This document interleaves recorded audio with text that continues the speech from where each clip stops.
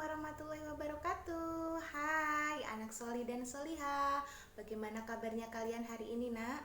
Semoga anak-anak bunda selalu sehat dan tetap semangat ya. Oke, Bunda Ika ingin mengajak anak soli dan soliha mengenal sedikit tentang kisah Nabi Syu'aib alaihissalam bersama kaum Madian. Kalian sudah siap nak? Oke, baik. Kala itu iblis telah bersumpah kepada Allah untuk menggoda manusia. Dan iblis berhasil menggoda kaum Madian, mempengaruhi mereka untuk tidak menyembah Allah. Kaum Madian adalah kaum yang dilimpahi Allah dengan rejeki yang sangat banyak dan juga kecerdasan dalam berdagang. Tapi sayang, kaum Madian lupa dan tersesat. Mereka terjerumus dalam kesesatan dan kemusyrikan. Mereka menyembah pohon al-aika, yaitu pohon yang sangat besar dan berdaun sangat lebat. Mereka menyembah pohon itu dan melupakan seruan-seruan Allah yang benar. Dan di tengah kesesatan itu Allah mengutus Nabi Syu'aib untuk datang dan menuntun kaum Madian. Nabi Syu'aib merupakan nabi yang masih keturunan Nabi Lut dan dia dikaruniai kecerdasan dan juga pandai berkhutbah. Nabi Syu'aib menyerukan ajaran-ajaran Allah kepada kaum Madian untuk kembali ke jalan Allah dan menyembah Allah kembali. Tapi sayang, kaum Madian menentang seruan-seruan Nabi Syu'aib. Mereka tetap tidak mau mengikuti seruan-seruan Nabi Syu'aib untuk menyembah Allah dan meninggalkan pohon al-aika. Dalam berdagang, kaum Madian juga sering sekali dan selalu melakukan kecurangan. Mereka sengaja mengurangi timbangan-timbangan ketika berdagang yang merugikan para pembeli. Dan Nabi Syu'aib kembali menyerukan kepada mereka bahwa perbuatan mereka ini tidak boleh mereka lakukan dan kembali menjadi seorang pedagang yang jujur. Tapi lagi-lagi kaum Madian tidak mendengarkan seruan Nabi Syu'aib. Mereka malah semakin marah kepada Nabi Syu'aib. Dan mereka mengusir Nabi Syu'aib dari Madian. Nabi Syu'aib bersedih Mereka bersedih. Nabi Syu'aib bersedih sekali dengan tindakan dari mereka kaum Madian. Dan Nabi Syu'aib berdoa kepada Allah minta petunjuk bagaimana caranya kaum Madian ini bisa kembali ke jalan Allah. Lalu Allah menyuruh Nabi Syu'aib untuk meninggalkan Madian. Setelah sepeninggal Nabi Syu'aib, Madian diberi hukuman oleh Allah dengan sebuah gempa yang maha dahsyat yang meluluh lantakkan orang-orang dan kaum-kaum Allah yang telah tersesat tadi. Akhirnya Nabi Syu'aib pergi meninggalkan Madian.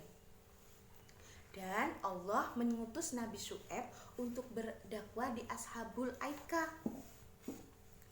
Di Ashabul Aika itu sama dengan kaum Madian. Mereka di sana juga mengalami kesesatan. Letak Ashabul Aika tidak jauh dari Madian dan lebih parahnya di sana terjadi kemusyrikan dan kezoliman. Di Ashabul Aika juga banyak sekali kecurangan dan mereka malah berani menentang Nabi Syu'aib untuk mendatangkan hukuman dari Allah seperti kaum Madian. Mereka tidak percaya cerita yang Nabi Syu'aib serukan kepada mereka bahwa kaum Madian telah mendapatkan hukuman dari Allah. Kaum Ashabul Aika kembali menantang Nabi Syu'aib untuk berani mendatangkan hukuman bagi mereka. Dan ternyata tantangan mereka didengar sama Allah Allah benar-benar mengabulkan hukuman bagi mereka dan memberikan hukuman itu berupa udara yang sangat panas yang membakar tubuh mereka. Udara yang sangat panas padahal sebenarnya udaranya sejuk, tapi Allah memberi hukuman kepada para umat yang telah tersesat dalam kemusyrikan di Ashabul Aika dengan udara yang sangat panas sekali. Hawa panas itu berlangsung selama 7 hari berturut-turut hingga pada satu hari langit berubah jadi mendung, gelap pekat seperti mau hujan turun. Tapi ternyata bukan hujan yang turun, bukan air hujan yang turun, melainkan api-api yang sangat panas.